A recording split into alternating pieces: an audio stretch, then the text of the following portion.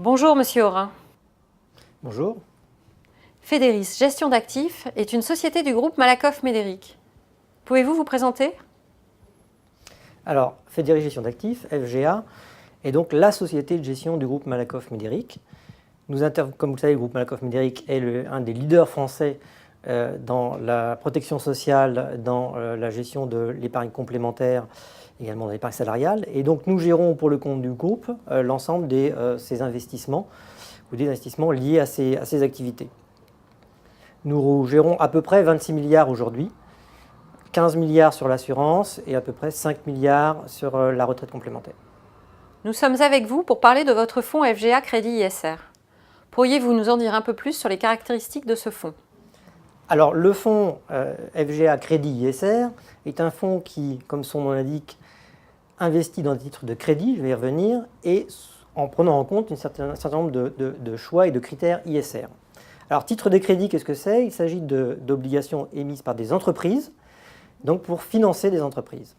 Et ISR, pourquoi? Parce que nous sélectionnons des entreprises, des émetteurs, qui satisfont un certain nombre de critères dans le champ qu'on appelle ISR, et qui recouvrent des problématiques environnementales, des problématiques sociales et des problématiques de gouvernance.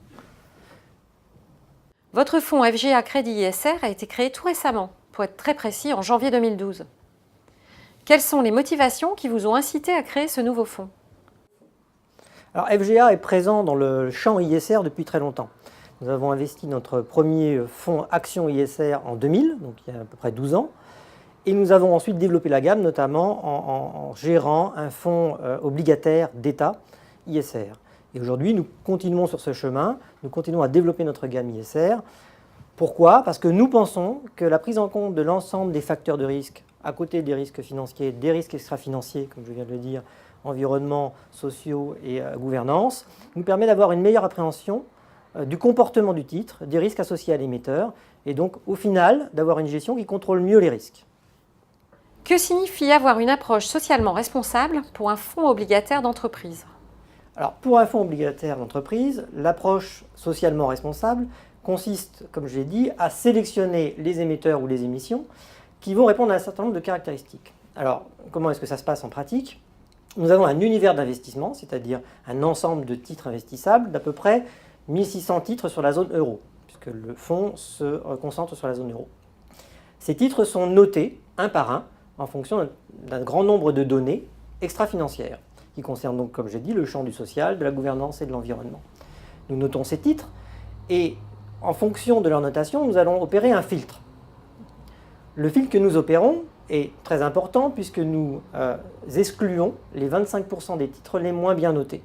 Il nous reste donc 75% des titres dans lesquels le gérant va pouvoir sélectionner lui-même un portefeuille sur des critères financiers. Mais ça ne s'arrête pas là. Les titres qu'il va sélectionner sur des critères financiers devront également respecter une condition qui est avoir une notation ISR supérieure à celle de l'indice de référence. Si nous disons que l'indice de référence a une notation de 10, eh bien le portefeuille devra avoir une notation d'au moins 12. Et donc le gérant, y compris dans la construction de son portefeuille financier, va être incité à prendre des entreprises qui ont une bonne notation extra-financière. Avoir une approche ISR pour un fonds obligataire, est-ce une initiative répandue? Alors c'est une initiative qui se développe. Elle n'est pas encore répandue, mais l'ISR en lui-même n'est pas quelque chose de très répandu. Ça représente une part de marché qui est relativement faible sur l'ensemble de la gestion institutionnelle française. Au sein de cette gestion ISR, ce qu'on voit depuis quelques années, c'est effectivement une tendance au lancement de fonds de crédit à côté de fonds d'État et de fonds actions. Donc le champ de l'ISR s'élargit, mais reste tout de même assez marginal et l'offre sur le crédit n'est pas encore très développée. On a tendance à confondre fonds obligataires et fonds en euros, et ce à tort. Pouvez-vous nous expliquer la différence entre les deux? Alors, fonds en euros, ce qu'on appelle fonds en euros, ça relève du vocabulaire de l'assurance.